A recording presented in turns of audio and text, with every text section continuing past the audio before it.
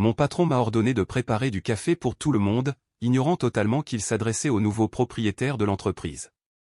Bienvenue sur notre chaîne. Avant de nous plonger dans cette tournure inhabituelle des événements, veuillez prendre un moment pour aimer et vous abonner, nous permettant ainsi de continuer à vous proposer des histoires captivantes comme celle-ci. La journée a commencé comme n'importe quel lundi maussade, la ville enveloppée par une pluie persistante.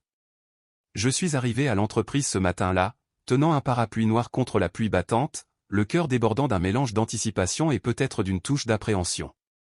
J'entrais dans un rôle différent de tout ce que j'avais occupé auparavant, un poste de responsabilité ultime, mais pour le moment, enveloppé dans le secret.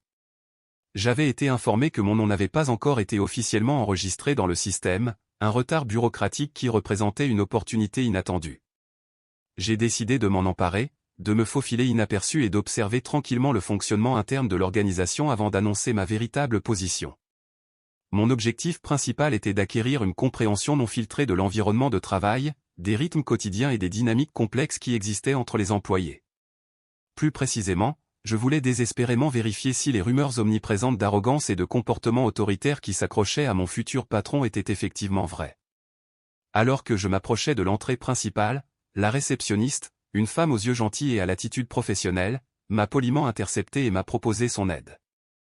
J'ai répondu en expliquant que je commençais en tant que nouvel employé des ressources humaines, soucieux de maintenir la mascarade. À aucun moment je n'ai trahi ma véritable identité en tant que nouveau propriétaire de l'entreprise, car il me semblait absolument crucial d'être témoin du traitement authentique que je recevrais, sans aucune coloration de la connaissance de mon autorité.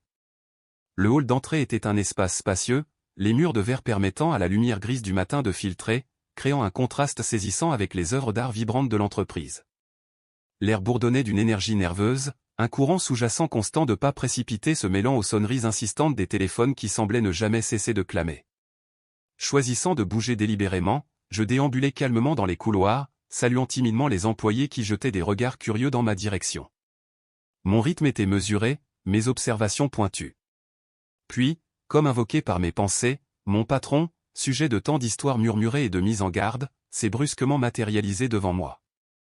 Sans préambule, il m'a demandé d'aller chercher du café pour tout le monde, comme si c'était la seule tâche subalterne qu'un employé nouvellement embauché pouvait accomplir. Les mots lui tombèrent comme un coup de poing dans le ventre. J'ai senti une boule se former dans ma gorge et un frisson inattendu parcourir ma colonne vertébrale, pas tant à cause de la nature de la demande elle-même, mais plutôt à cause de la manière dédaigneuse et méprisante avec laquelle il m'a parlé, sans même prendre la peine d'établir un contact visuel. Ce fut un moment charnière, une confirmation nette et indéniable que la culture du travail que je souhaitais si ardemment améliorer avait cruellement besoin d'une réforme profonde et fondamentale.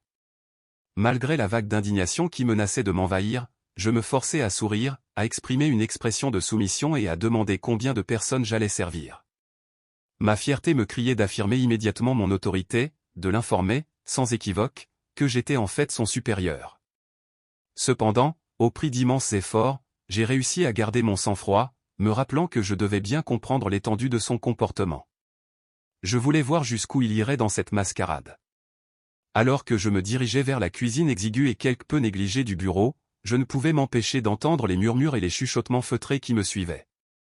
J'ai remarqué que certains employés étouffaient leur rire face à ma situation difficile, tandis que d'autres exprimaient de la pitié. Soigneusement, méticuleusement, j'ai préparé le café, chaque étape étant un acte délibéré de défi contre le ressentiment qui couvait en moi. Je me souviens, quand j'étais enfant, d'avoir regardé mon grand-père, un homme au plaisir simple, m'apprendre à vraiment apprécier l'arôme et la chaleur de cette humble boisson. Maintenant, je ne pouvais m'empêcher de réfléchir à la façon dont cet acte apparemment banal avait un poids important, chargé du fait de savoir que je possédais désormais cet endroit, que l'avenir de ces employés reposait en partie entre mes mains. En revenant avec la carafe fumante, j'ai poliment distribué les tasses, une à une. Bien que la plupart aient simplement tendu la main sans offrir un mot de remerciement, j'ai capté quelques regards fugitifs remplis de ce que j'ai perçu comme une lueur de soutien, une reconnaissance silencieuse qui m'a apporté un peu de réconfort. Mon patron, sans même daigner me regarder, s'empara du café et but une gorgée hésitante, une légère grimace déformant momentanément ses traits, peut-être parce que le café n'était pas sucré à son goût, une tâche précédemment accomplie par quelqu'un d'autre. Je me mordis fort la langue pour réprimer la réplique sarcastique qui menaçait de sortir de mes lèvres, et résolu à la place de maintenir ma façade d'employé nouvellement embauché désireux d'apprendre. À chaque pas que je faisais dans le bureau, mes premières impressions ne faisaient que se renforcer.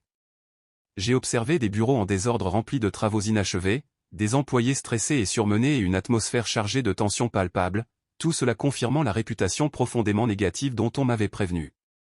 Le silence forcé était particulièrement frappant, presque comme s'il existait une règle tacite interdisant tout ce qui allait au-delà du strict minimum de communication nécessaire.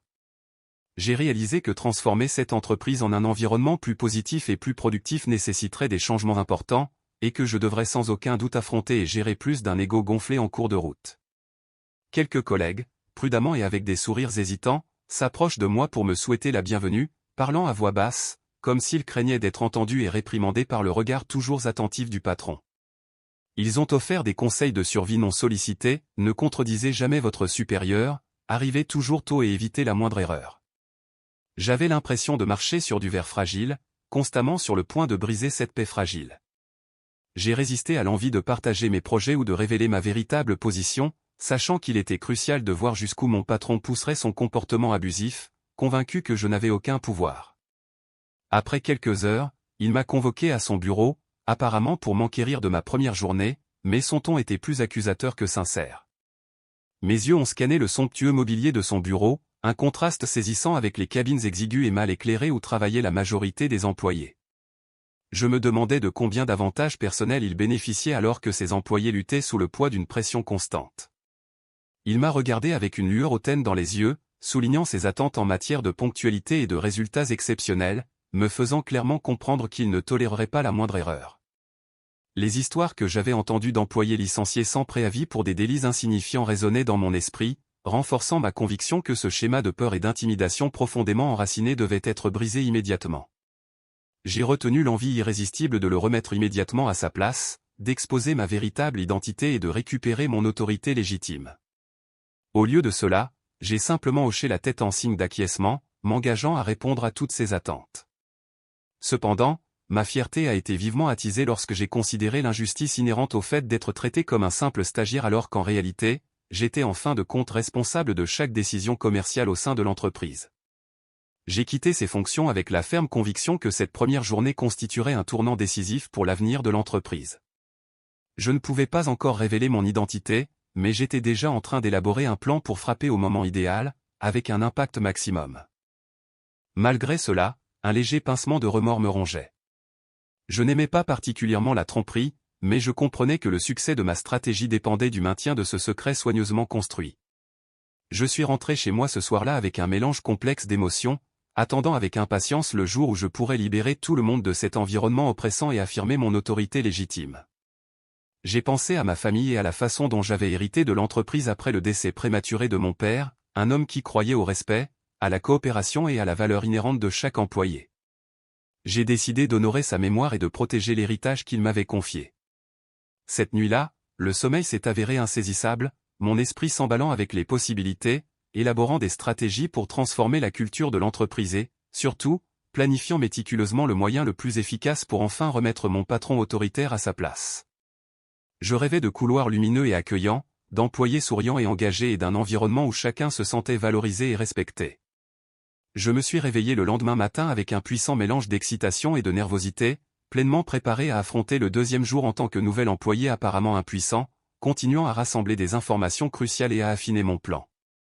Cependant, sous cette façade soigneusement construite, couvait une impatience profonde, un désir ardent de révéler enfin mon véritable rôle et de remettre les choses à plat. Je me demandais combien de jours encore je pourrais endurer cette mascarade, ravalant ma fierté et endurant silencieusement les ordres de quelqu'un qui n'avait absolument aucune idée de qui j'étais vraiment. Mais je suis resté discipliné, déterminé à garder le contrôle, déterminé à ce que le moment venu, chaque mot et chaque action aurait l'impact précis nécessaire pour transformer cette réalité en quelque chose de bien meilleur.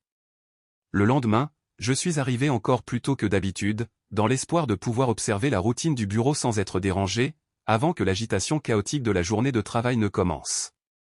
J'ai parcouru les couloirs déserts, enveloppés par l'obscurité silencieuse des lumières de secours, et je n'ai pas pu m'empêcher d'imaginer à quoi pourrait ressembler cet endroit si l'harmonie régnait, remplaçant la peur omniprésente qui imprégnait actuellement chaque recoin du bâtiment. Depuis que j'avais hérité de l'entreprise, je m'étais immergé dans tous les aspects de ses opérations, étudiant chaque division et chaque département de manière exhaustive, examinant les rapports et les plans d'affaires que mon père avait laissés inachevés. C'était un leader visionnaire, toujours en quête du bien-être de ses employés et cherchant constamment à optimiser les processus de production. C'était une énigme pour moi de savoir comment une entreprise bâtie sur des fondations aussi solides avait pu se retrouver entre les mains de dirigeants aussi inefficaces et franchement despotiques. J'avais appris qu'une part importante de la responsabilité incombait à un conseil d'administration qui, lorsque la santé de mon père commençait à se détériorer, avait décidé d'accorder une liberté indue à certains individus rongés par une ambition excessive et un mépris flagrant des pratiques commerciales éthiques. Je me suis juré de restaurer l'esprit originel de l'entreprise, les valeurs que mon père avait si diligemment inculquées, et d'honorer sa mémoire en créant un environnement où chaque recoin de ce bâtiment vibrait de l'enthousiasme d'employés véritablement heureux et épanouis dans leur travail. Alors que j'examinais des documents confidentiels dans la petite salle de réunion, j'ai entendu des pas s'approcher et la voix retentissante et indubitable de mon patron aboyant des ordres concernant le réaménagement des cabines. Choisissant de rester caché, j'ai écouté attentivement ces paroles, mêlées d'un puissant mélange de dédain et de frustration. Il a mentionné qu'il considérait le nouvel employé, c'est-à-dire moi, comme remplaçable, facilement remplaçable si je ne faisais pas preuve du niveau de courage approprié, peu importe ce que cela signifiait dans son interprétation tordue de la dynamique du lieu de travail. C'était difficile d'entendre des commentaires aussi humiliants, mais en même temps, cela confirmait que mes soupçons étaient fondés. Cet homme se croyait vraiment le dirigeant absolu, le propriétaire et le seigneur de chaque brique et mortier de l'entreprise, agissant comme un tyran avec peu ou pas de respect pour la dignité et le bien-être de ceux qui travaillaient sous ses ordres. J'ai attendu quelques minutes pour lui permettre de repartir, puis je suis sorti de la pièce comme si je n'avais rien entendu. Je l'ai salué poliment et lui, avec son expression aigre habituelle, m'a assigné des tâches plus banales et presque insultantes, des tâches qui n'avaient absolument aucun rapport avec mon supposé poste aux ressources humaines. Il m'a demandé de faire l'inventaire des fournitures de bureau, de m'assurer que toutes les imprimantes étaient correctement approvisionnées en papier et, bien sûr, de préparer du café pour tout le monde chaque matin. J'ai répondu par un simple « oui, monsieur », tout de suite, et je me suis consciencieusement mis au travail, cachant soigneusement mon mécontentement croissant. Au fond, je savais que cette routine apparemment inutile me fournirait en réalité de précieuses opportunités d'interagir avec les employés de chaque département, me permettant ainsi de mieux comprendre leurs besoins et leur point de vue sur l'état actuel de l'entreprise.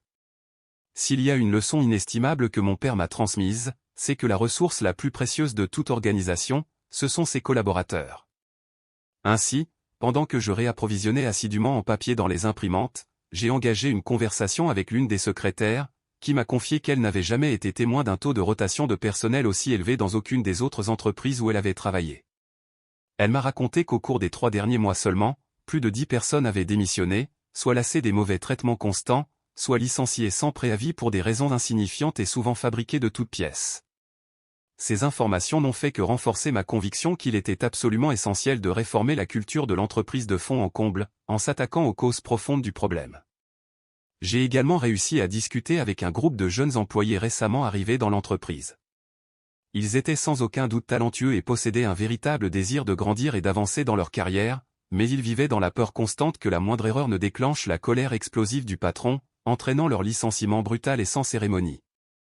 J'ai découvert des histoires vraiment déchirantes, des employés souffrant de stress chronique, demandant un arrêt de travail en raison d'une anxiété débilitante et vivant dans un état de vigilance perpétuelle qui les empêchait même de profiter de leur brève pause. Certains ont même avoué qu'ils avaient peur d'aller trop souvent aux toilettes, de peur d'être perçus comme paresseux et improductifs. C'est à ce moment-là que ma détermination s'est solidifiée. J'ai dû agir de manière décisive et sans hésitation pour démanteler cet environnement profondément toxique. Au fur et à mesure que la matinée avançait, j'observais le patron arpenter les couloirs, scrutant les actions de chacun comme s'il était un général procédant à une revue méticuleuse de ses troupes. Soudain, je l'ai vu réprimander une collègue du service marketing pour avoir demandé une prolongation de seulement 5 minutes du délai de rédaction d'un rapport, l'accusant de mauvaise gestion du temps et de manque de professionnalisme. Je l'ai vu avec consternation baisser la tête de honte et s'excuser abondamment, même si elle avait fait des heures supplémentaires la veille pour terminer le projet. Tout cela m'a retourné l'estomac avec un mélange de colère et de dégoût, mais j'ai réussi à garder mon sang-froid, attendant mon heure jusqu'au moment enfin arrivé où je l'ai vu s'arrêter juste devant la petite pièce où je classais assidûment des documents, et il a décidé de me convoquer. Il se leva avec une expression sévère, ses traits se durcirent en un air renfrogné et, d'un ton condescendant et méprisant, il laissa échapper « N'oubliez jamais que vous êtes ici à cause d'une recommandation, pas à cause de vos propres mérites. Si vous ne faites pas exactement ce qu'on vous dit, vous êtes exclu. » Le coup contre ma fierté m'a profondément piqué, une attaque délibérée contre ma dignité, mais j'ai masqué ma réaction avec une aisance expérimentée. Un sourire subtil joua sur mes lèvres alors que j'acquiesçais avec déférence, projetant l'image d'un nouveau venu timide, intimidé par sa présence. En réalité, les engrenages tournaient rapidement dans mon esprit. Je composais méticuleusement la scène de ma future annonce, le moment où je me dévoilerais comme le véritable propriétaire. J'imaginais le choc qui se répercuterait sur son visage, la réalisation qu'il avait été sous mon évaluation silencieuse tout le temps. Je ferai tout ce qui est nécessaire, dis-je simplement, mes mots étant une façade soigneusement construite, alors qu'il s'éloignait, rayonnant d'une aura de triomphe imméritée. Chaque moment restant est devenu une opportunité précieuse, méticuleusement consacrée à la collecte de données cruciales et à la compréhension des subtilités du fonctionnement interne de l'entreprise. J'ai décortiqué les canaux de communication, identifié leurs faiblesses et identifié les goulots d'étranglement. J'ai écouté attentivement les griefs sous-jacents des employés, absorbant leurs frustrations et leurs besoins non satisfaits. Les notes mentales et écrites sont devenues mes compagnons constants, compilant avec diligence les preuves irréfutables qui me permettraient finalement de mettre en œuvre les changements radicaux que j'avais déjà commencé à formuler dans mon esprit. À midi, une cartographie mentale complète des questions fondamentales avait pris forme. Une communication inefficace imprégnait tous les niveaux de l'organisation, étouffant la collaboration et engendrant des malentendus. La motivation était alarmante, remplacée par un sentiment omniprésent d'apathie et de désengagement. La peur de commettre des erreurs paralysait l'initiative, décourageant l'innovation et la prise de risque. Et peut-être le plus dommageable de tout, la direction a fait preuve d'un manque flagrant d'empathie envers son personnel, créant un environnement toxique de méfiance et de ressentiment. L'heure du déjeuner représentait une opportunité unique. Je me suis aventuré dans la cafétéria interne très animée de l'entreprise, un espace habituellement évité par la direction. Des regards curieux suivaient chacun de mes mouvements alors que je parcourais la salle bondée. Des questions provisoires se sont posées, d'où viens-je? Quel était mon rôle ici? En choisissant mes mots avec le plus grand soin, j'ai répondu que j'avais envie d'apprendre et de grandir au sein de l'entreprise, en cachant soigneusement ma véritable identité et mes intentions. Partager un repas avec les salariés s'est avéré être une expérience profondément révélatrice. J'ai observé un contraste poignant entre leurs sourires lasses, gravés par la fatigue d'une pression constante, et l'étincelle d'espoir qui brillait encore en eux. Ils ont parlé franchement des difficultés liées au travail sous une pression incessante, mais ils se sont accrochés à l'espoir que quelqu'un, d'une manière ou d'une autre, arriverait pour rétablir l'ordre et l'équité. C'était profondément émouvant d'assister aux actes discrets de solidarité qui les liaient ensemble, aux petits gestes de soutien qu'ils s'offraient mutuellement au milieu de l'adversité. Ils m'ont accueilli chaleureusement, m'offrant une place et partageant leurs maigres portions comme s'ils sentaient la vulnérabilité que je projetais. J'ai réalisé que je n'étais pas le seul à avoir des secrets. Beaucoup possédaient des projets personnels et des idées brillantes, idées qu'ils n'osaient pas exprimer par crainte de représailles. Cela a renforcé ma conviction que ma révélation éventuelle serait plus qu'un simple changement de leadership, ce serait une lueur d'espoir, un rayon de lumière perçant les ténèbres oppressantes. Le reste de l'après-midi a été consacré aux tâches banales qui m'étaient confiées, déplacer de lourds cartons, vérifier minutieusement les inventaires, le tout réalisé avec une humilité sans faille. J'ai noté l'absence presque totale d'interaction directe du patron avec les employés, à l'exception de réprimandes occasionnelles pour des erreurs perçues. Il a délégué la communication à ses subordonnés immédiats, qui semblaient avoir adopté son attitude autoritaire. Cependant, sous la surface, j'ai détecté un courant de malaise. Certains semblaient profondément mal à l'aise avec le style de commandement despotique.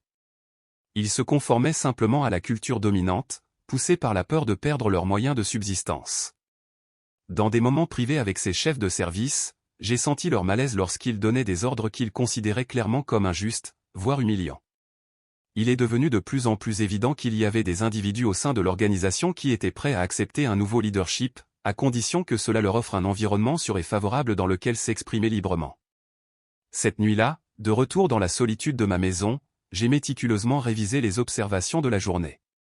J'ai transformé des notes éparses en documents organisés, créant des organigrammes illustrant la répartition des fonctions au sein de l'entreprise. J'ai soigneusement réfléchi à la manière d'initier les changements nécessaires, en élaborant une stratégie de transformation systémique. Ma question centrale restait, à quel moment précis et de quelle manière dois-je révéler ma véritable identité de propriétaire? J'avais envie de faire une déclaration puissante et décisive, mais j'ai également reconnu l'importance d'instaurer la confiance avec les employés sur le plan humain, et pas seulement en tant que supérieur. Mon plan a commencé à se cristalliser, rassembler tout le monde dans la salle de réunion principale, annoncer mon poste et dévoiler un plan complet pour de nouvelles politiques de travail et des opportunités de croissance. Je savais que ce serait un choc sismique et je ne pouvais pas prédire la réaction du patron actuel. Mais j'étais déterminé, je mettrais fin à son règne de terreur et sauverais l'entreprise de la mauvaise gestion qui causait tant de dégâts à la fois à ses employés et à ses performances financières. Avant de m'endormir, je me suis fait une promesse solennelle, je ne laisserai plus passer beaucoup de temps. Chaque jour qui passait, il devenait de plus en plus difficile de réprimer mon désir ardent d'affronter l'homme qui se croyait invincible. Ma deuxième journée au sein de l'entreprise n'avait fait que renforcer ma détermination, j'allais orchestrer une transformation complète et profonde de ce lieu. Le matin du troisième jour s'est levé doux et clair, mais en moi, l'atmosphère était chargée d'anticipation électrique. Je suis entré dans le bâtiment avec la même prudence calculée, conservant mon anonymat soigneusement construit et saluant les visages qui commençaient à me reconnaître. J'ai détecté un changement dans leur regard, un nouveau soupçon caché dans leurs yeux. Peut-être commençait-il à se demander pourquoi je ne semblais pas aussi craintif ou aussi pressé que les autres. Conscient de cette surveillance croissante, j'ai fait un effort concerté pour adopter une attitude accessible et collaborative, dans l'espoir désespéré d'éviter de déclencher des signaux d'alarme qui pourraient mettre en péril mes plans soigneusement élaborés. Fidèle à son habitude, le patron m'a intercepté dans un des couloirs, le visage gravé d'impatience. Il m'a brusquement demandé de l'accompagner à son bureau. Une lueur d'appréhension me parcourut, avait-il découvert quelque chose? Mais en entrant dans le bureau, j'ai trouvé deux autres employés assis avec raideur sur des chaises, le visage sombre et inquiet. J'ai supposé qu'il s'agissait d'une réunion impromptue convoquée pour résoudre un problème qu'il jugeait urgent. Sans préambule ni introduction, mon patron s'est lancé dans une tirade sur l'importance de la ponctualité et de la responsabilité, accusant les personnes présentes de ne pas avoir soumis un rapport critique ou de ne pas avoir livré des documents importants à temps. Je suis resté en périphérie, observant et analysant silencieusement la dynamique de la situation. Soudain, il pivota, pointant un doigt accusateur directement vers moi. Cette nouvelle fille, aboya-t-il, bien qu'elle ait été recommandée, doit apprendre des erreurs des autres, sinon elle se retrouvera aussi réprimandée que vous deux. Le commentaire visait clairement à m'intimider, à renforcer sa dynamique de pouvoir et à susciter la peur chez les autres employés. Cependant, plutôt que de la peur, j'ai ressenti un élan de compassion pour les deux individus sous son examen. Sachant que ma position était inattaquable, la douleur de ses paroles était à peine ressentie. La réunion a duré une vingtaine de minutes, pendant lesquelles mon patron a continué à se vanter de sa capacité à garder le contrôle grâce à son leadership, d'une main de fer. J'ai observé le ressentiment grandissant dans le regard des autres salariés, leur désir de voir cesser cette épreuve, de simplement reprendre leur travail. Finalement, la réunion s'est terminée et j'ai quitté le bureau, un mélange d'indignation et de profonde pitié bouillonnant en moi. Je n'ai pas pu m'empêcher de m'attarder sur les immenses dégâts infligés par son style de leadership toxique. J'ai décidé qu'en plus de rassembler des preuves et des témoignages, il était temps de commencer à mettre en œuvre de petits changements stratégiques qui ouvriraient la voie à ma transition vers le commandement officiel. J'ai tiré parti de la tâche qui m'était assignée, consistant à classer et classer des documents dans divers départements, comme une opportunité de dialoguer avec des employés plus fiables. J'ai posé des questions directes, quels changements considéraient-ils comme une priorité?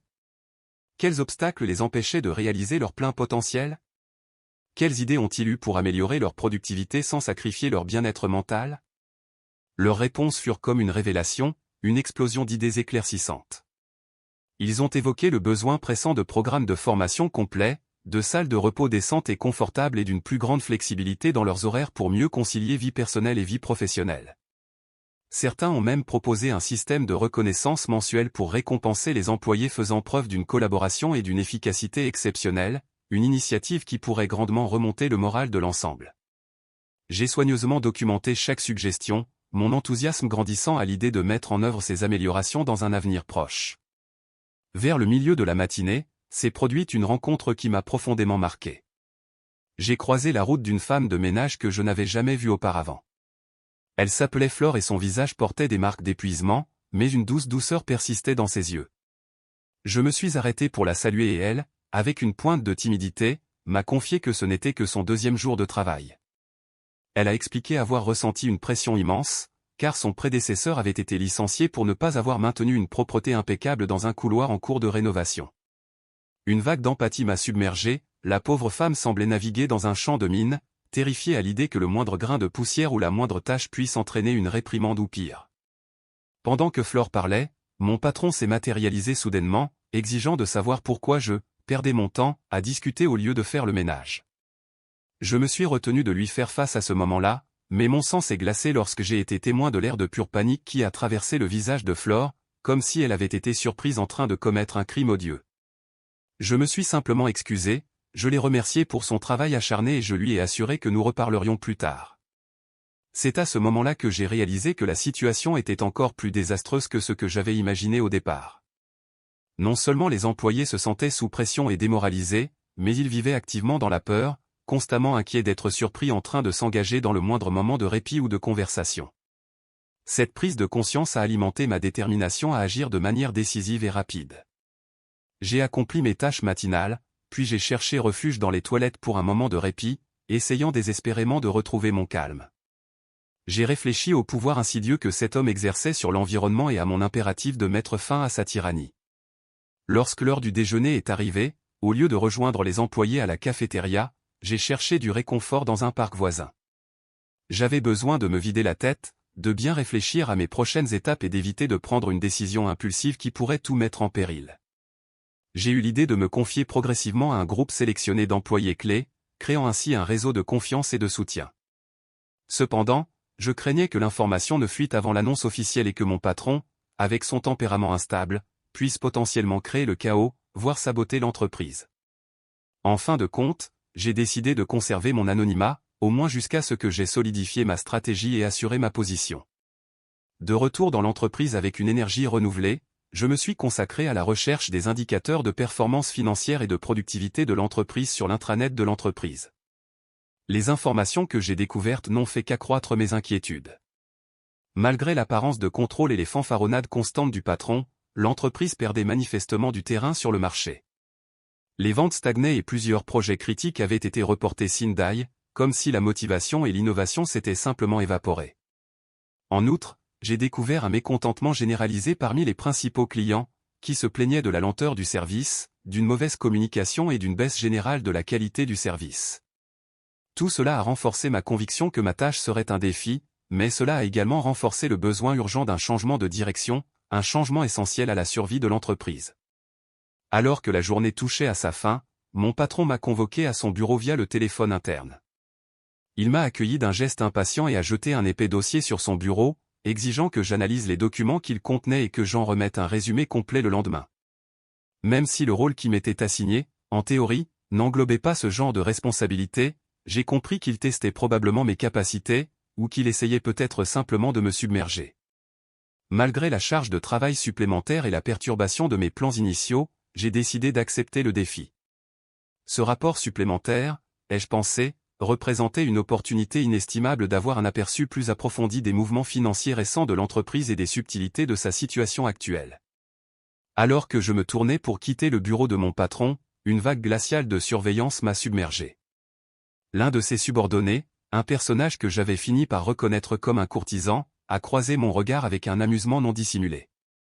Ses yeux, brillants d'une satisfaction malveillante, semblaient se moquer de mon fardeau perçu, savourant ce qu'il considérait clairement comme une imposition de tâches déplacées. Ignorant sa tentative juvénile d'intimidation, je lui rendis son regard avec un calme imperturbable, une déclaration silencieuse de ma détermination inébranlable.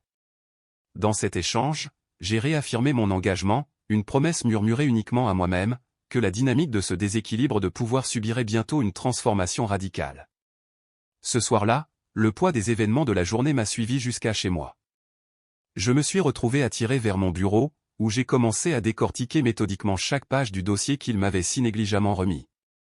Dans ces documents dormaient des propositions d'expansion en sommeil, des projets ambitieux qui, étonnamment, n'avaient jamais vu le jour en raison d'un manque de suivi décourageant et de l'absence palpable de motivation de l'équipe chargée de les mettre en œuvre.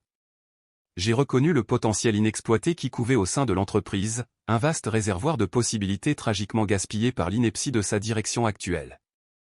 Je me suis finalement couché tard dans la nuit, un profond sentiment de satisfaction résonnant en moi, alimenté par le sentiment qu'avec chaque jour qui passait, la vérité sous-jacente était méticuleusement démasquée sous mes yeux. Mon évaluation est devenue de plus en plus sombre, mon patron, le soi-disant dirigeant de cette organisation, était manifestement incapable de diriger de manière adéquate, même un simple projet de croissance. Les implications étaient cruelles, l'entreprise était au bord de l'effondrement organisationnel, un désastre se profilant à l'horizon. Ainsi, la 3e journée touchait à sa fin, me laissant avec une certitude inébranlable qu'une action décisive était non seulement souhaitable, mais absolument impérative. Épaule. Le 4e jour s'est écoulé dans l'entreprise, chargé d'une tension palpable, d'une atmosphère aussi vive et fragile que du verre brisé. La débâcle de la veille, l'échec désastreux à livrer un projet crucial à temps, pesait lourd dans l'air. Apparemment, une rupture critique dans la communication interne s'était produite entre 2 départements clés, et mon patron, plutôt que de s'engager dans une analyse constructive pour identifier les causes profondes et formuler des solutions efficaces, avait plutôt succombé à une tirade de reproches et de menaces à peine voilées dirigées contre ceux qu'il. Je me suis dirigé vers mon poste temporaire, un bureau isolé niché dans un coin souvent négligé de la section des ressources humaines, et j'ai commencé à trier avec diligence la paperasse accumulée. Alors que j'analysais minutieusement la situation, je ne pouvais ignorer une évidence flagrante. Ces types de conflits débilitants étaient un indicateur clair et indéniable du manque omniprésent de leadership coopératif et du besoin urgent d'établir des canaux de communication efficaces et ouverts dans toute l'organisation. Pourtant, j'ai également reconnu qu'un événement aussi important, cet échec très public, pourrait potentiellement précipiter ma grande révélation, me forçant la main et me forçant à agir plus tôt que prévu initialement.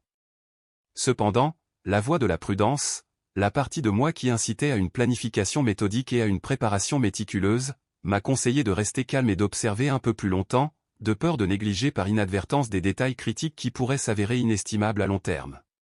Soudain, le silence de mon travail a été brisé lorsque mon patron est passé en trombe devant mon bureau, contournant les plaisanteries de base d'une salutation et n'offrant qu'un bref aboiement, « Je dois vous voir dans mon bureau dans 5 minutes. » Sans même lever les yeux des pages, il a lâché, la voix empreinte de panique, « Avez-vous la moindre idée du désastre total que cela signifie pour nous d'avoir manqué une date de livraison ? Cela pourrait nous coûter un client très important, une relation cultivée depuis des années. » Régnant consciemment sur ma réponse interne, j'ai soigneusement entretenu ma façade soigneusement construite de nouvel employé sans prétention et j'ai répondu avec une humilité soigneusement modulée, expliquant que je n'étais malheureusement pas au courant des détails complexes du projet en question, car je n'étais pas directement impliqué dans son exécution. Toujours perdu dans son vortex de panique qu'il s'était imposé, il semblait ignorer complètement mes paroles, se lançant dans un monologue incessant d'auto-justification, de reproches et de victimisation, rejetant la faute sur tout le monde sauf lui-même. Au milieu de ses plaintes décousues et de ses tentatives désespérées pour contrôler les dégâts, il a mentionné, presque en passant, le besoin désespéré d'une personne de confiance pour superviser les communications internes, quelqu'un qui pourrait d'une manière ou d'une autre réparer par magie le système cassé. C'est à ce moment précis que j'ai décidé de. Le patron a été momentanément réduit au silence, sa tirade a été brusquement interrompue. Je pouvais voir une lueur de surprise dans ses yeux, une reconnaissance subtile que j'avais, de manière inattendue, proposé mon aide. Après une longue pause, il a hoché la tête, son expression trahissant une réticence à contre-séure. D'accord, a-t-il concédé, son ton toujours empreint de suspicion, rédigez un rapport avec vos recommandations, décrivant les principaux domaines d'amélioration et suggérant des actions concrètes, et envoyez-le-moi dès que possible. Humainement possible. Mais, a-t-il ajouté, sa voix débordante de condescendance, je vous préviens, si le rapport est médiocre, s'il est tout sauf exceptionnel, vous serez tenu pleinement responsable. J'ai dû consciemment me retenir d'éclater un rire sarcastique, sachant pertinemment que ma formation et mon expérience, un trésor de connaissances qu'il ignorait parfaitement, étaient plus que suffisantes pour livrer quelque chose non seulement solide, mais vraiment révolutionnaire. Au lieu de cela, j'ai simplement hoché la tête, conservant mon extérieur placide, et j'ai rapidement quitté son bureau, reconnaissant que c'était, sans aucun doute, l'occasion idéale de planifier méticuleusement les changements réels et percutants qui remodèleraient fondamentalement l'entreprise lorsque j'assumerai enfin le poste qui me revient. J'ai consacré les heures suivantes à une nouvelle campagne d'enquête discrète, m'engageant dans une série de conversations discrètes avec des employés clés de divers départements, collectant méticuleusement des renseignements critiques sur les chaînes de communication existantes, les rôles des superviseurs intermédiaires, les méthodologies utilisées pour rendre compte des progrès et le flux global d'informations. J'ai ensuite méticuleusement recoupé toutes ces preuves anecdotiques avec la documentation officielle stockée dans les systèmes numériques de l'entreprise. Il y avait une absence de stratégie de communication claire et cohérente, mais il y avait aussi une peur omniprésente et palpable, une réticence effrayante parmi les employés à communiquer ouvertement leurs préoccupations ou à soulever des problèmes légitimes à la direction. Beaucoup, semblait-il, réprimaient activement leurs doutes et leurs anxiétés pour éviter d'éventuelles réprimandes ou, pire, des répercussions professionnelles. Pour enrichir et renforcer davantage mon rapport, j'ai activement sollicité des propositions directement auprès des employés eux-mêmes, favorisant un environnement de dialogue ouvert et d'encouragement. À mon grand plaisir, beaucoup ont partagé avec enthousiasme des idées étonnamment innovantes, révélant une source de potentiel inexploité dans les rangs. Un autre encore a suggéré le besoin urgent de programmes complets de formation en leadership conçus pour doter les managers des compétences essentielles nécessaires pour diriger efficacement des équipes et gérer les conflits de manière proactive. Le fait d'être témoin de leur enthousiasme et de leur véritable désir de contribuer à l'amélioration de l'entreprise m'a rempli d'un élan d'enthousiasme, un aperçu alléchant de jusqu'où l'entreprise pourrait s'élever si ses talents existants étaient correctement responsabilisés et nourris, plutôt que activement réprimés et étouffés. Pendant ce temps, mon patron continuait son règne de terreur, arpentant les couloirs avec un air suffisant, émettant des commentaires péjoratifs avec une cruauté désinvolte et pointant du doigt tout malheureux qui osait croiser son chemin sans afficher le niveau requis d'obéissance servile et inconditionnelle dont il avait si désespérément besoin. Ce climat oppressant persistera bien plus longtemps. Vers midi, une fois les données cruciales enfin compilées et organisées, je me suis assis pour commencer à rédiger le rapport complet, ressentant un sentiment d'utilité et de détermination. Tandis que les mots coulaient, j'ai décidé de demander conseil à une collègue de confiance au sein du département des ressources humaines, quelqu'un dont je respectais le jugement et dont j'appréciais les idées. J'ai soigneusement partagé le projet avec elle, sollicitant son opinion honnête et ses critiques constructives. Elle a dévoré le rapport avec un empressement presque fiévreux, ses yeux s'écarquillant à chaque page qui passait. Quand elle a finalement après avoir terminé, elle m'a regardé avec un véritable étonnement, la voix étouffée par l'incrédulité, tandis qu'elle me demandait doucement comment j'avais réussi à acquérir une compréhension aussi détaillée et nuancée du fonctionnement interne de l'entreprise et des principes complexes des méthodologies de communication d'entreprise en si peu de temps. Choisissant d'éviter une explication potentiellement révélatrice, j'ai simplement hésité, me limitant à un vague aveu que j'avais, un peu étudié le sujet, et que je possédais, une certaine expérience antérieure, malgré mon collègue. Mon caractère évasif m'a félicité avec enthousiasme pour la clarté exceptionnelle et le caractère perspicace des propositions, mais a tempéré ses éloges avec une forte dose de réalité, me conseillant sérieusement de ne pas m'attendre à un accueil particulièrement enthousiaste de la part de mon patron. Elle a ensuite offert un vote de confiance, exprimant sa conviction que, même si la réponse initiale était tiède, le rapport pourrait servir de point de départ essentiel, de catalyseur de changement qui, tôt ou tard, conduirait inévitablement à un environnement de travail plus positif et plus productif. Fort des encouragements de mon collègue et armé du rapport complété, j'ai ressaisi mes nerfs et me suis dirigé vers le bureau de mon patron, prêt à affronter tout ce qui m'attendait. Je l'ai trouvé affalé sur sa chaise, se massant les tempes avec un air de lassitude totale, le visage gravé d'une expression de perpétuelle contrariété et entouré d'un fouillis chaotique de papiers en désordre. Il a pris beaucoup plus de temps, mais il s'est abstenu de verbaliser sa surprise. Il a accepté la pile de pages sans un mot, a commencé à les feuilleter avec un désintérêt superficiel, laissant échapper de temps à autre des « un son qui n'offrait aucune indication claire d'approbation ou de scepticisme. Quelques minutes de silence gênant s'étendirent entre nous, épais de tension tacite, jusqu'à ce qu'il lève enfin les yeux, son regard perçant et impénétrable, et dit « Pas mal, je suppose. Il y a quelque chose ici que nous pourrions peut-être essayer, en supposant qu'elle ne nécessite pas trop d'efforts. Mais ne vous attendez pas à des miracles. Croyez-vous honnêtement que le simple fait d'organiser quelques réunions et de mettre en œuvre une nouvelle plateforme résoudra comme par magie tous nos problèmes? » Je ne pouvais pas manquer le cynisme sous-jacent dans son ton, le scepticisme profond qui semblait imprégner tout son être. Mais en gardant mon sang-froid, j'ai répondu avec respect, expliquant que, bien sûr, il ne s'agissait pas de solutions instantanées, du jour au lendemain, mais plutôt des premières étapes d'un processus soigneusement conçu de changement progressif et progressif, un processus qui nécessiterait un engagement soutenu de toutes les parties impliquées pour obtenir un succès durable. Il a émis un reniflement dédaigneux, un son chargé de dédain, et a ensuite prononcé une phrase qui m'a laissé momentanément sans voix, une déclaration qui a donné un aperçu révélateur de ses véritables motivations. Je vais voir si je prends la peine de présenter cela au conseil d'administration, même si bien sûr, c'est moi qui prends en fin de compte toutes les décisions ici, donc leur contribution est en grande partie hors de propos. À son insu, j'étais précisément la plus haute autorité au sein de l'entreprise, le décideur ultime qu'il rejetait avec tant de désinvolture. J'ai cependant décidé de ne pas pousser le sujet plus loin, préférant simplement hocher la tête en signe d'accord, lui offrant seulement un sourire discret et énigmatique. J'ai ressenti un léger tremblement dans mes mains en quittant son bureau, une manifestation physique des émotions contradictoires qui bouillonnaient en moi, une colère contenue face à son incompétence flagrante et son manque d'intégrité, mêlée à une puissante poussée d'excitation à l'idée du jour où cet homme découvrirait enfin l'ampleur de son erreur, la profonde erreur de jugement qu'il avait commise. De tous les membres du personnel dans l'une des plus grandes salles de conférence. J'ai d'abord supposé qu'il pourrait y avoir une annonce importante concernant le projet retardé, ou peut-être une autre question urgente qui exigeait une attention immédiate. J'ai donc été surpris de découvrir que, avec un air de suffisance presque théâtral, il a commencé à exposer longuement la nouvelle stratégie visant à améliorer la communication interne, laissant entendre ouvertement que toute l'initiative était son idée originale, un coup de génie managérial qui était né uniquement de son propre esprit brillant. Il a expliqué brièvement et de manière sélective quelques points clés du rapport que j'avais minutieusement préparé, mais a ostensiblement évité de mentionner mon nom à aucun moment au cours de sa présentation autoglorifiante. Les expressions choquées et incrédules sur les visages de certains employés qui connaissaient la vérité en disaient long, exprimant avec éloquence leur indignation silencieuse. Ils savaient parfaitement que c'était moi qui avais passé d'innombrables heures à rechercher, à compiler des données et à rédiger le rapport complet, et qu'il essayait maintenant, sans le moindre remords, de s'attribuer tout le mérite de mon travail acharné et de ma contribution intellectuelle. Pourtant, j'ai découvert que cela ne m'intéressait pas particulièrement, car le point critique était qu'une première étape était.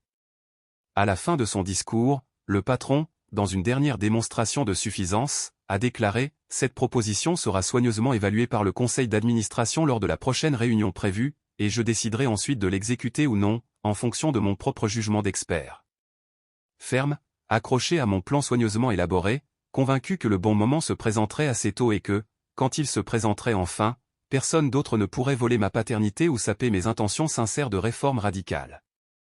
Et ainsi, j'ai terminé la 4e journée avec un mélange complexe d'émotions, l'indignation face à l'arrogance débridée et à la malhonnêteté flagrante de mon patron, tempéré par un sentiment croissant d'espoir qu'au moins une fissure, aussi petite soit-elle, commençait à s'ouvrir pour une véritable transformation. Changement. Le 5e jour s'est levé avec un ciel gris plombé et une bruine persistante et intermittente qui semblait présager une journée particulièrement difficile. En arrivant au bureau, j'ai immédiatement remarqué une agitation importante près de l'entrée. Une employée, une personne brillante et dévouée qui avait déjà enduré plusieurs confrontations tendues avec mon patron, emballait en larmes ses affaires personnelles dans une boîte en carton fragile, ses gestes traduisant un profond sentiment de résignation et de défaite. Réalité, elle avait été renvoyée sans préavis pour, comme mon patron l'avait si dramatiquement dit, un manque de respect flagrant envers les ordres supérieurs. Elle m'a expliqué, la voix étranglée par les sanglots, que mon patron l'avait accusé de s'immiscer dans des tâches qui ne lui appartenaient pas légitimement et d'avoir tenté de corrompre la chaîne de commandement avec ses suggestions inutiles et perturbatrices. Cette perception avait en quelque sorte profondément offensé son ego fragile. Cet acte d'injustice flagrant a généré en moi un sentiment d'indignation si profond que j'étais sur le point d'intervenir impulsivement, de révéler ma véritable identité dans une tentative désespérée de mettre fin à ce licenciement totalement injustifié et cruel. Je lui ai offert mon soutien sincère, lui promettant qu'elle ne serait pas réduite au silence et qu'elle ne serait pas oubliée, lui assurant que les choses connaîtraient très bientôt une transformation radicale et positive. Elle m'a récompensé avec un sourire triste et complice, a serré sa pathétique boîte en carton contre sa poitrine, puis a disparu dans la foule des gens marchant sous la pluie morne, englouti par l'anonymat de la ville. Pendant quelques instants, je suis resté figé à l'entrée, sentant en moi une rage brûlante, alimentée par l'injustice flagrante dont je venais d'être témoin, et réaffirmant mon intention inébranlable de détrôner ce patron abusif et incompétent, pour enfin mettre un terme à son règne de terreur. Je suis monté dans l'ascenseur, une façade de détermination soigneusement construite masquant l'anticipation tourbillonnante à l'intérieur. Peut-être que le moment était venu, pensais-je, de dévoiler enfin mon véritable objectif et de faire avancer mon grand dessein, ma révélation. Cependant, alors que les portes s'ouvraient sur mon étage, la réceptionniste m'a accueilli avec un regard significatif. Elle m'a informé qu'un message urgent l'attendait, un membre du conseil d'administration a demandé une rencontre avec moi le même après-midi, qui aura lieu dans l'un des bureaux exécutifs de l'étage supérieur. Cette convocation m'a pris par surprise. En tant qu'employé relativement nouveau dans les ressources humaines, j'occupais un poste à influence limitée. Une pensée troublante m'est venue, quelqu'un avait-il découvert ma double identité? Ou, à l'inverse, s'agissait-il simplement d'une invitation à une tâche nouvelle et banale, à un réaménagement du mobilier de l'entreprise? La matinée s'est prolongée, chaque minute étant une éternité, alors que je luttais contre l'incertitude. Mon patron, inconscient de mon trouble intérieur, a continué sa routine habituelle consistant à aboyer des ordres avec un zèle excessif. La voix aiguë de sa voix semblait amplifier, un rappel constant de l'environnement dysfonctionnel que j'allais défier. Lorsque l'horloge a finalement sonné 15 heures, une vague d'adrénaline m'a envahi. Le cœur battant à un rythme effréné contre mes côtes, je montais les escaliers. La salle de réunion, avec sa table en acajou poli et ses imposants fauteuils en cuir, ressemblait à l'antichambre du jugement. Là, un homme au visage sérieux, mais étrangement familier, m'a accueilli. Il s'est présenté comme l'un des associés fondateurs, un contemporain de mon père dans les années de formation de l'entreprise. Il s'est immédiatement adressé à moi par mon nom complet, un geste délibéré qui témoignait de sa pleine conscience de mon identité. La révélation m'a surpris.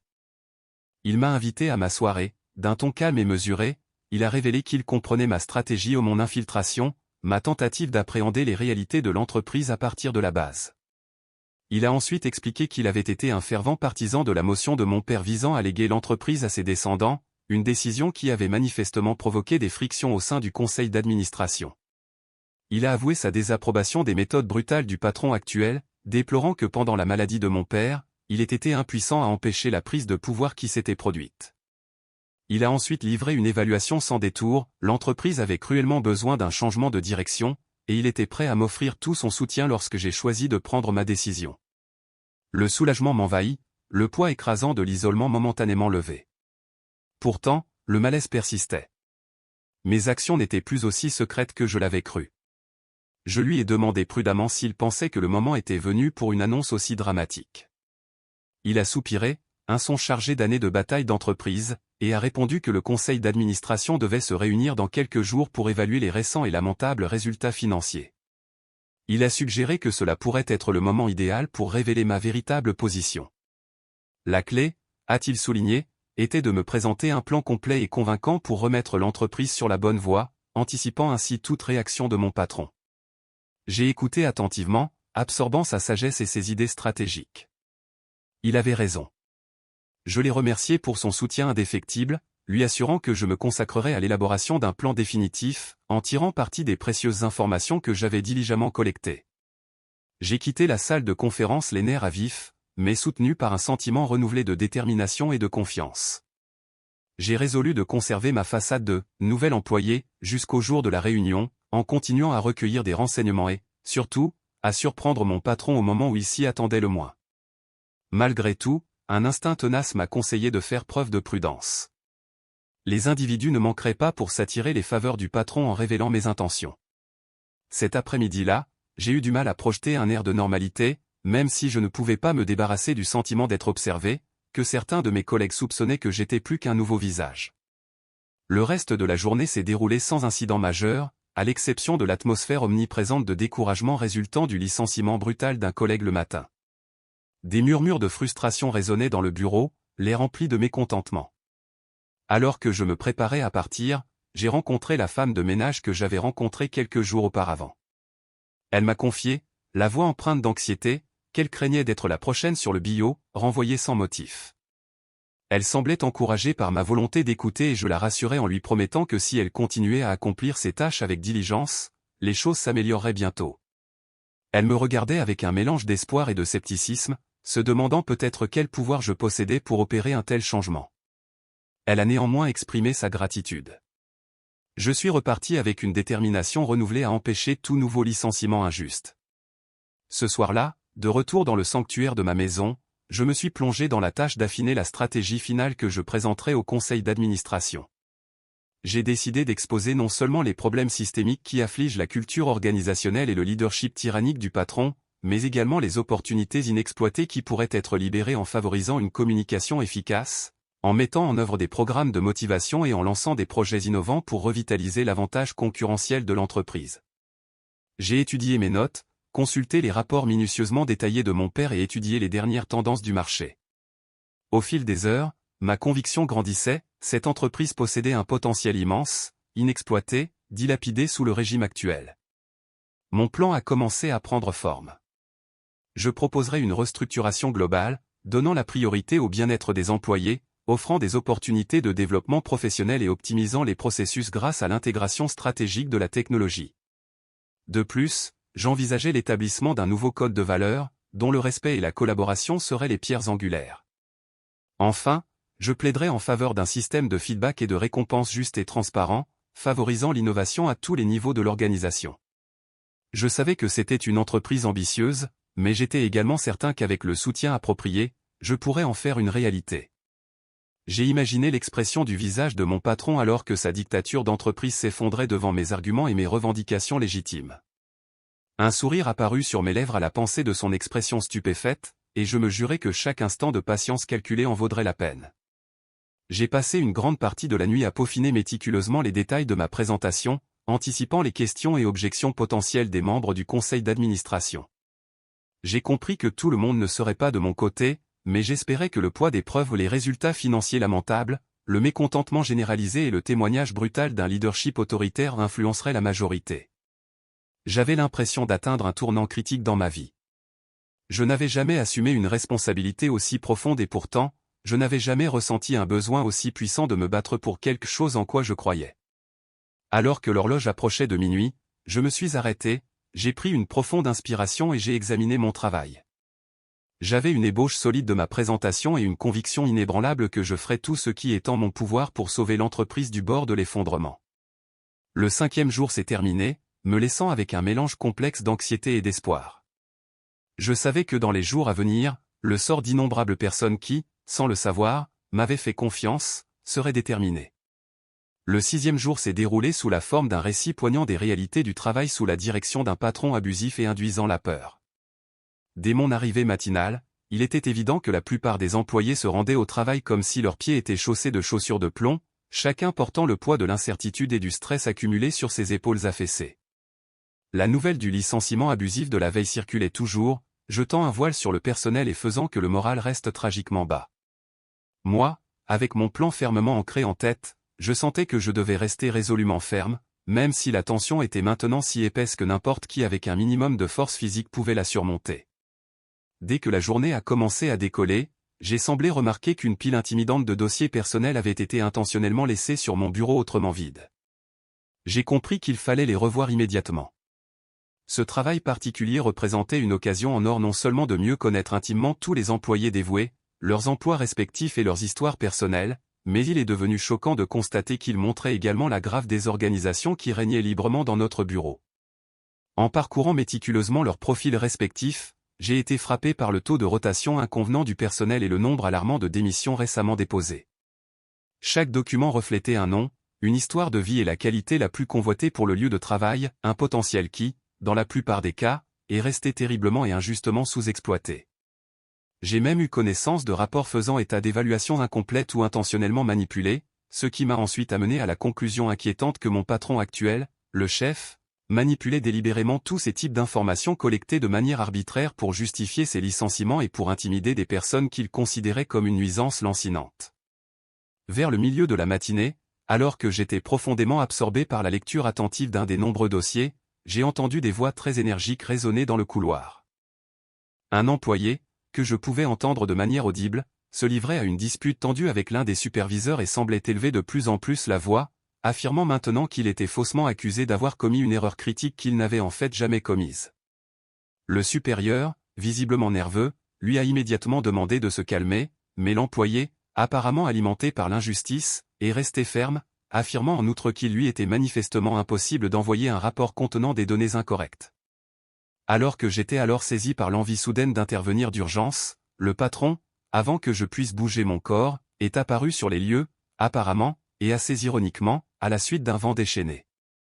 Il a tenu bon avec autorité avec un sentiment de domination exagéré et, sans même laisser la moindre place à une quelconque explication réfléchie ou attentionnée, a déclaré d'une voix de stentor, « Si vous ne pouvez pas obéir à votre supérieur immédiat, vous n'avez pas de place dans cette entreprise. » L'employé, naturellement rouge de furie et les yeux pleins d'émotion et plein d'une indignation palpable, a plutôt préféré faire demi-tour et partir. Il se retourna et partit, marmonnant fermement que cela ne valait clairement pas la peine de continuer la dispute.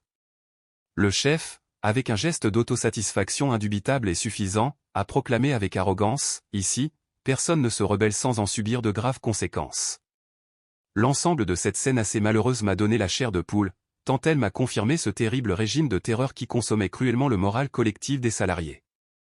J'ai faim d'essayer de reprendre mon travail important, mais j'ai ressenti un mélange palpable de colère bouillonnante et d'impuissance. J'ai réfléchi assez intensément à la réunion du conseil d'administration qui aurait lieu dans quelques jours seulement et au fait qu'il me fallait de toute urgence rassembler tous les exemples possibles de ces abus actuels pour les exposer de manière spectaculaire au conseil d'administration, afin qu'il n'y ait aucun doute sur l'urgence d'un changement dans la direction actuelle. Vers l'heure du déjeuner, je me suis ensuite dirigé vers les archives pour déposer mon rapport personnel, où, par chance, j'ai rencontré l'aimable secrétaire de direction, qui semblait naturellement et plutôt visiblement épuisée. Nous nous sommes salués cordialement et elle m'a avoué qu'elle se sentait complètement dépassée par la lourde charge de travail, étant donné que le patron exigeait des rapports quotidiens, alors qu'ils étaient historiquement hebdomadaires. Elle m'expliquait alors que la seule raison apparente et transparente était d'avoir une surveillance et un contrôle beaucoup plus grand sur tout et surtout sur tous ceux qui travaillaient sous ses ordres. Le secrétaire, toujours attentif, révélait alors dans un murmure à peine audible que le patron avait la fâcheuse habitude d'examiner minutieusement chaque courrier électronique entrant et sortant, afin de rechercher désespérément toute forme de complot ou de menace contre son image de plus en plus fragile. Cette obsession extrême, ou plus encore, la paranoïa, du besoin de contrôle expliquait bon nombre des tensions palpables qui étaient visiblement vécues au quotidien et, de cette manière, m'a fourni un autre argument de poids à inclure définitivement dans ma présentation très attendue au conseil d'administration. Il était essentiel que la confiance soit rétablie très rapidement et que les gens puissent enfin accomplir leur précieux travail sans avoir le sentiment omniprésent d'être étroitement surveillés comme des criminels. À l'heure du déjeuner qui m'était prévue, j'ai profité de l'occasion pour m'asseoir à nouveau avec les employés opprimés dans la cafétéria interne froide et désormais inquiétante. L'atmosphère était visiblement désolée, je n'entendais pratiquement aucun murmure amical, et la plupart des personnes présentes semblaient tragiquement limitées à prendre tranquillement et passivement leur déjeuner aussi précipitamment et rapidement qu'elles le pouvaient, avant de retourner à leurs postes respectifs.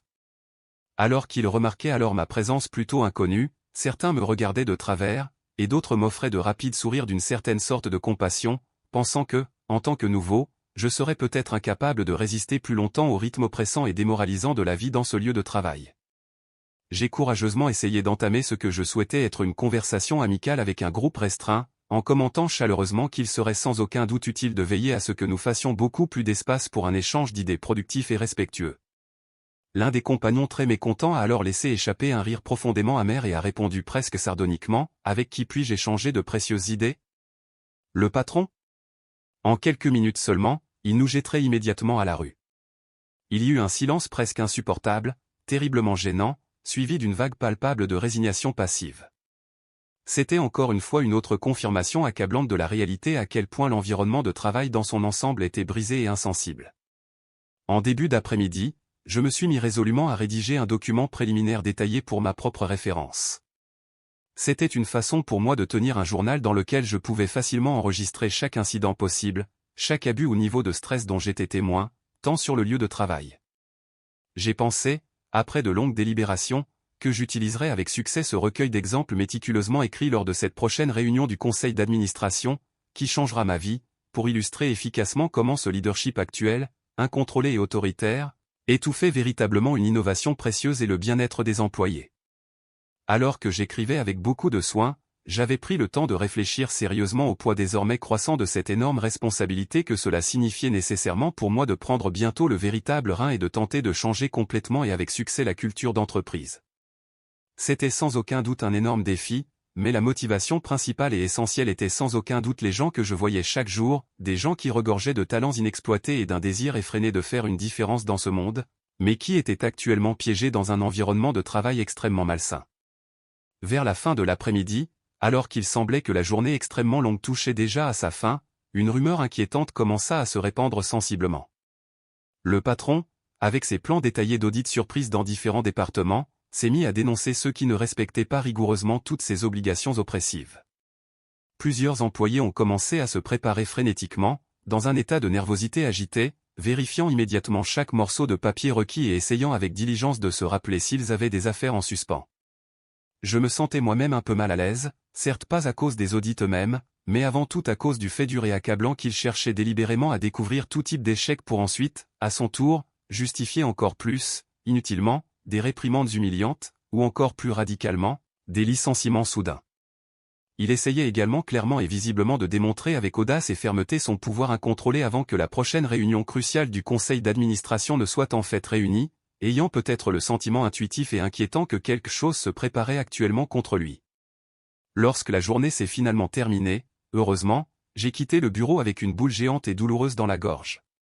Alors que je rentrais chez moi pendant cette longue nuit, j'ai honnêtement senti qu'à chaque jour angoissant, il devenait de plus en plus difficile de rester calme et de ne pas dénoncer ce patron abusif à ce moment-là. Cependant, la voix ferme et posée du partenaire fondateur a fortement résonné dans ma tête soudainement vide, me rappelant que toute annonce hâtive et prématurée, faite sans une stratégie forte, efficace et bien planifiée, pourrait se retourner de manière désastreuse. En rentrant chez moi, je me suis immédiatement replongé dans la tâche importante de préparer minutieusement mon plan global. Je me suis maintenant concentré sur les détails clés de la refonte à venir des processus et des politiques du personnel nouvellement proposés. Il savait pertinemment que parmi les effectifs de cette même entreprise, il y avait suffisamment de talents cachés et latents pour réussir à les catapulter à des sommets jusqu'alors inimaginables. Il savait que la seule chose qui leur manquait était un leader solide, empathique et éthique.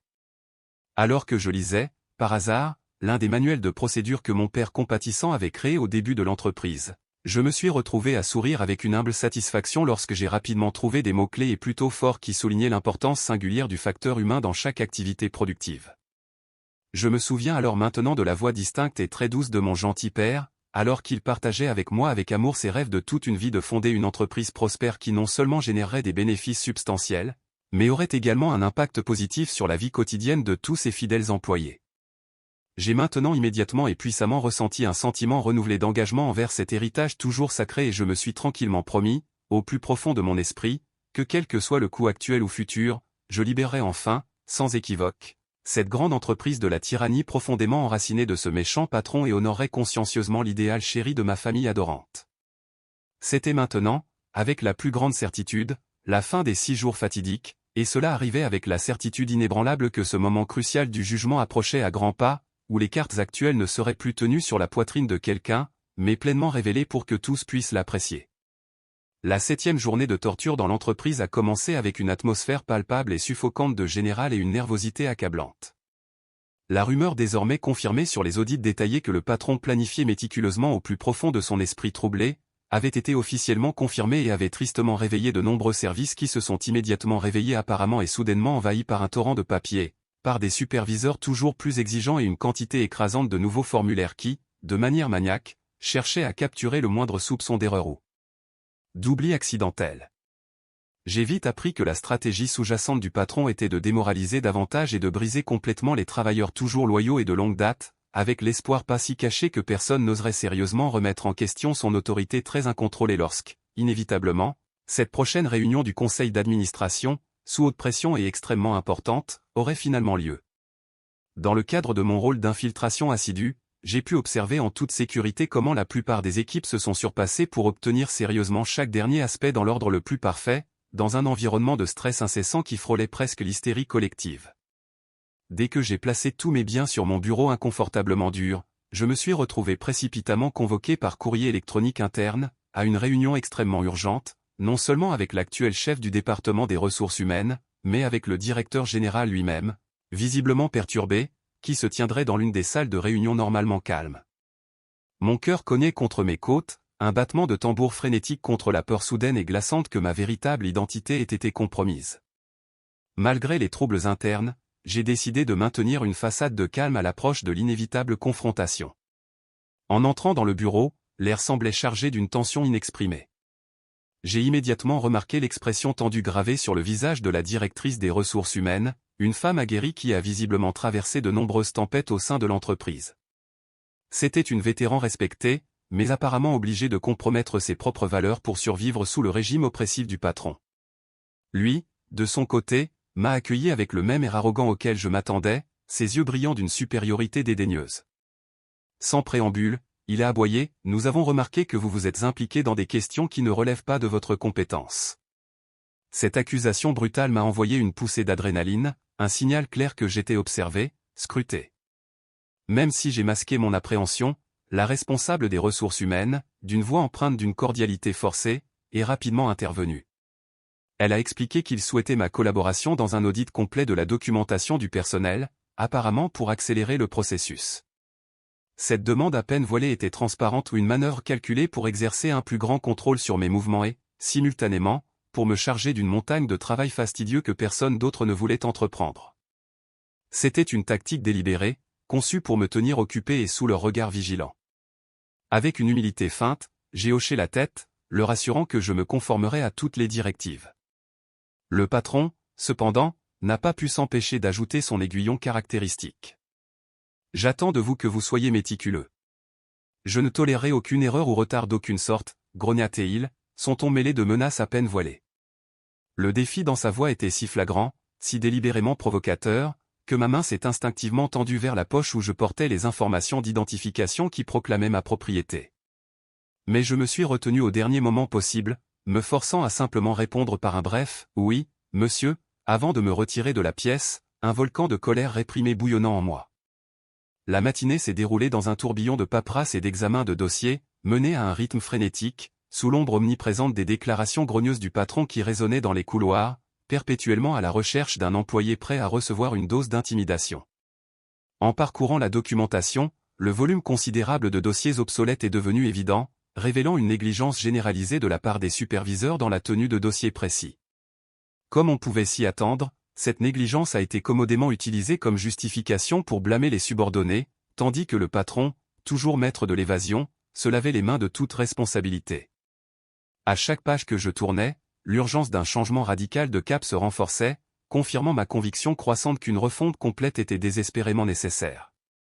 Vers midi, la responsable des ressources humaines s'est arrêtée à mon bureau, apparemment pour vérifier mes progrès, mais sa visite avait un air de complicité palpable. Son regard, las et chargé, rencontra le mien. « Je comprends votre malaise », avoua-t-elle d'un ton feutré. « Malgré tout, murmura-t-elle, j'espère toujours que les choses changeront un jour. » Dans sa voix, j'ai détecté un désir d'un environnement moins oppressant, mêlé à la résignation de quelqu'un qui avait vu d'innombrables tentatives d'amélioration tomber en poussière. J'ai lutté contre l'envie de révéler ma véritable identité, d'annoncer que je serais bientôt le nouveau propriétaire et que des changements monumentaux se profilaient à l'horizon. Mais j'ai finalement décidé de garder le silence, convaincu que moins il y avait de personnes connaissant mon secret, moins il y avait de risques que le patron découvre mes intentions avant la réunion charnière de l'après-midi. À mesure que la journée avançait, l'atmosphère au bureau devenait de plus en plus tendue, presque palpable.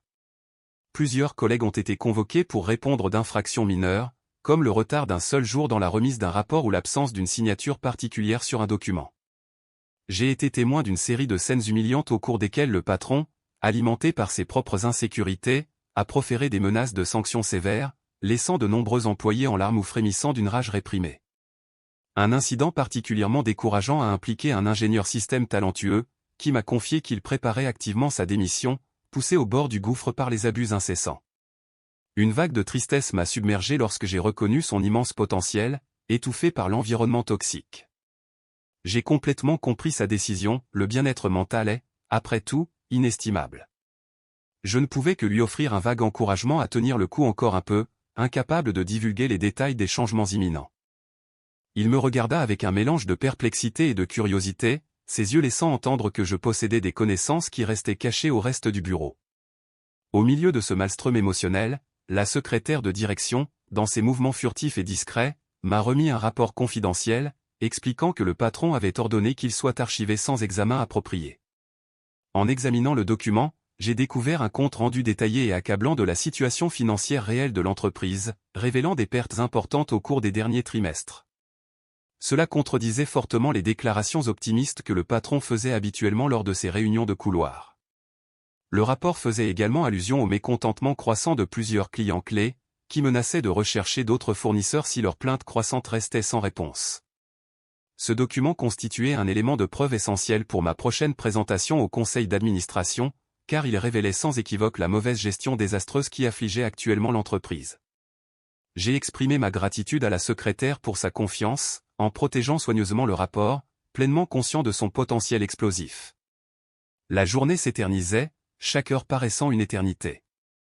Alors que la journée de travail touchait à sa fin, j'ai observé un exode massif d'employés, désireux d'échapper à l'atmosphère étouffante et toxique. Moi aussi, je sentais le poids des événements de la journée peser sur mes épaules, parfaitement conscient que le temps passait rapidement et que ma grande révélation approchait à grands pas. J'étais déterminé à faire en sorte que chaque seconde compte, à garantir que chaque élément de preuve soit irréfutablement convaincant, à démontrer que sans un changement radical de cap, l'entreprise était vouée à une faillite imminente. Alors que je rassemblais mes affaires, j'ai rencontré le patron à la réception. Il me lança un regard hautain et, avec un sourire narquois cynique, remarqua « J'espère que tu seras à la hauteur, recrue. Demain sera un jour décisif. » Je n'ai pas pu m'empêcher de frémir devant l'ironie de ses paroles. En effet, la journée du lendemain sera décisive, mais pas comme il l'imaginait. Une fois à la maison, j'ai tenté de me détendre en préparant un dîner léger, mais mon esprit est resté fixé sur les événements de la journée, rejouant chaque scène avec une clarté implacable. Je trouvais inconcevable que quiconque puisse diriger une entreprise avec une attitude aussi répressive et dédaigneuse envers ses employés. C'était non seulement injuste en soi, mais aussi manifestement inefficace, comme l'indiquaient clairement les résultats financiers lamentables. J'étais encore plus convaincu que si mon père était encore en vie, il serait intervenu de manière décisive dès le premier signe d'une telle tyrannie. Maintenant, il était de ma responsabilité d'agir, et je sentais chaque once de ma formation et chaque leçon apprise de lui converger à ce moment critique. J'ai consacré le reste de la soirée à peaufiner méticuleusement la présentation que je ferai au conseil d'administration, en intégrant les données du rapport confidentiel et en incorporant des études de cas convaincantes d'employés talentueux qui avaient abandonné l'entreprise en raison de la toxicité du patron. Mon objectif était très clair, expliquer sans équivoque pourquoi un changement de leadership était nécessaire de toute urgence et présenter un plan d'action global démontrant comment surmonter la crise actuelle. Je savais que je risquais tout sur un seul geste décisif, mais j'étais aussi certain que je devais soutenir le partenaire fondateur qui m'avait encouragé à passer à l'action. Ainsi, la 7e journée touchait à sa fin, une journée pleine de tensions et de mauvais présages des événements à venir. Je me suis endormi avec mes nerfs en état d'alerte, mais aussi avec une détermination inébranlable à accomplir mon destin de nouveau propriétaire de l'entreprise. Le 8e jour s'est levé avec une aura de signification, comme si l'univers lui-même reconnaissait qu'un événement capital était sur le point de se dérouler. Je me suis levé plus tôt que d'habitude, examinant méticuleusement les documents que je présenterais au conseil d'administration, répétant mentalement chaque argument que je comptais articuler. Un puissant cocktail de nervosité et de détermination m'a envahi, alimenté par le fait de savoir que je défendais non seulement mon droit légitime à diriger l'entreprise, mais que je protégeais également l'avenir de tous les employés qui avaient souffert sous le régime tyrannique du patron. Je suis arrivé au bureau et en entrant, j'ai immédiatement senti un changement palpable dans l'atmosphère. De nombreux collègues m'ont jeté des regards curieux, leurs yeux reflétant une lueur d'espoir, comme s'ils avaient intuitivement compris que cette journée allait apporter de profonds changements. Le patron, à l'opposé, semblait inhabituellement calme, sa démarche ferme et son sourire rayonnant d'une confiance inébranlable dans sa capacité à garder le contrôle. Peut-être pensait-il que son audit surprise et ses licenciements injustifiés avaient réussi à renforcer sa position, semant la peur dont il avait besoin pour s'assurer que personne n'oserait contester son autorité lors des réunions du conseil d'administration. Cependant, il ignorait parfaitement que derrière ma façade d'employé débutant, je détenais un atout dans ma manche, une révélation révolutionnaire qui briserait son contrôle en un seul coup décisif. La réunion était prévue à 10 heures, donc après avoir déposé mes affaires, je me suis rendu à l'étage supérieur, où se trouvaient les bureaux de direction et la salle de réunion. Dans l'ascenseur, j'ai échangé des regards complices avec le responsable des ressources humaines et avec l'associé fondateur qui m'avait contacté quelques jours plus tôt. Le hochement de tête subtil transmettait un message silencieux de soutien indéfectible. En arrivant, j'ai observé tous les cadres supérieurs assis autour d'une grande table ovale. Le patron, comme prévu, a présidé la réunion, rayonnant de son aura habituelle de supériorité condescendante. Je me tenais à l'écart, attendant patiemment mon tour, alors qu'il commençait la réunion en se vantant d'une prétendue augmentation de la productivité, l'attribuant uniquement à ses stratégies de contrôle strict. Lorsqu'il a finalement conclu son discours, une tapisserie tissée de demi-vérités et de déclarations intéressées, l'associé fondateur a pris la parole, la voix ferme et résolue. Il annonce que le moment est venu de présenter la personne qui, par droit de succession, assumera la direction de l'entreprise. Le patron recula visiblement, son visage trahissant un mélange de choc et d'incrédulité. Il était évident qu'il n'avait aucune idée du changement sismique qui était sur le point de se produire. Puis, comme si un rideau était soudainement tombé, l'associé fondateur m'a fait signe de m'avancer et a révélé mon nom complet, soulignant ma lignée directe avec le fondateur d'origine de l'entreprise et mon statut légitime d'héritier légal. Un silence oppressant s'abattit sur la pièce, interrompu seulement par la respiration collective. Je pouvais voir les yeux du patron s'écarquiller d'incrédulité alors qu'il avait du mal à comprendre la nouvelle, une révélation qui a complètement miné le pouvoir qu'il pensait exercer. Une montée d'adrénaline coulait dans mes veines, mais je restais calme, projetant un air de confiance tranquille. J'ai salué poliment tout le monde et j'ai commencé à parler, expliquant que j'avais passé ces derniers jours à travailler au sein de l'entreprise sous une fausse identité pour acquérir une connaissance directe de l'environnement de travail et des défis auxquels sont confrontés les employés. J'ai exprimé ma gratitude à ceux qui m'avaient involontairement fourni des informations et un soutien inestimable pendant les moments de stress.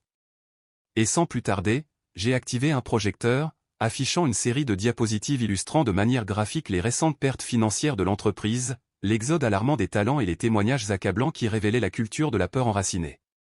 Le patron a tenté à plusieurs reprises de m'interrompre, crachant que mes affirmations étaient exagérées et calomnieuses, mais je l'ai rapidement fait taire en lui montrant les rapports confidentiels qu'il avait lui-même ordonné d'archiver, ainsi que des exemples précis d'employés injustement licenciés.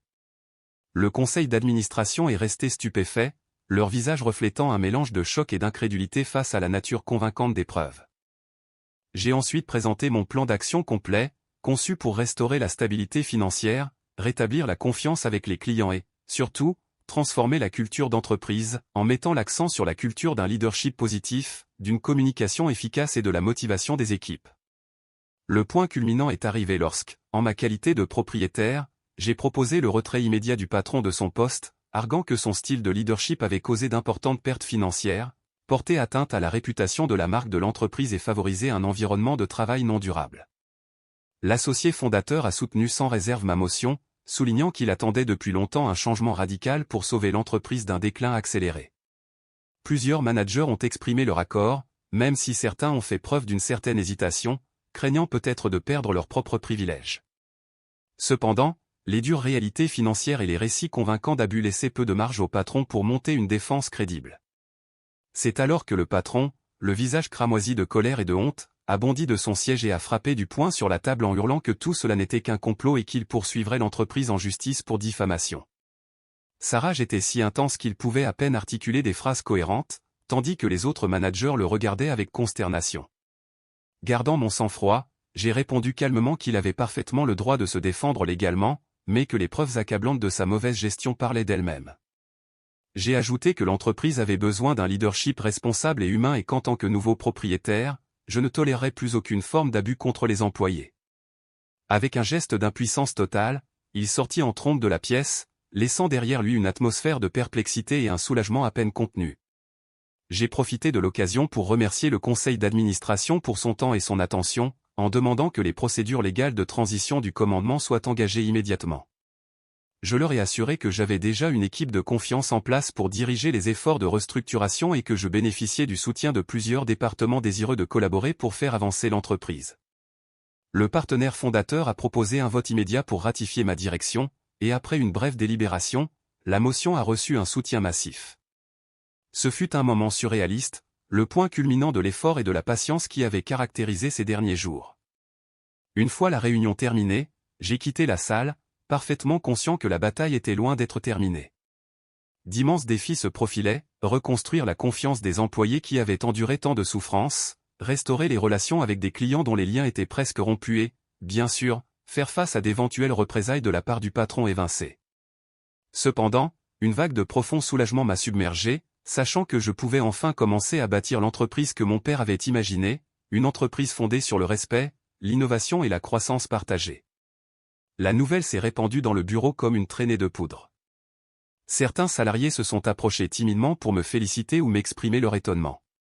D'autres ne savaient pas s'ils devaient continuer à me traiter comme un débutant ou faire une génuflexion devant le nouveau propriétaire.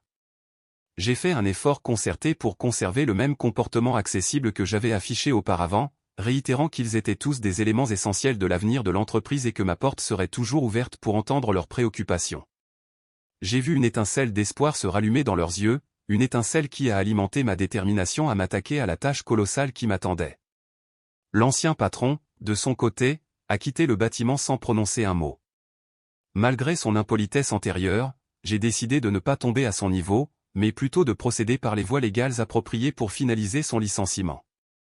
J'ai préparé une note interne informant tous les employés de ma nomination officielle et décrivant les principes directeurs qui façonneraient l'orientation future de l'entreprise. Le même après-midi, j'ai convoqué une assemblée générale avec tous les employés pour exprimer ma gratitude pour leur travail acharné et pour les assurer que tous les cas récents de traitement injuste seraient examinés en profondeur, y compris la situation de ceux qui avaient été licenciés dans des circonstances douteuses. L'annonce a été accueillie par un tonnerre d'applaudissements, accompagné de larmes de soulagement et d'accolades émues entre collègues qui se sentaient libérés d'un joug oppressant. C'était un moment que je n'oublierai jamais. À la fin de cette journée, alors que le bâtiment se vidait et que seul mon bureau restait illuminé, j'ai réfléchi au voyage qui m'avait amené jusqu'ici.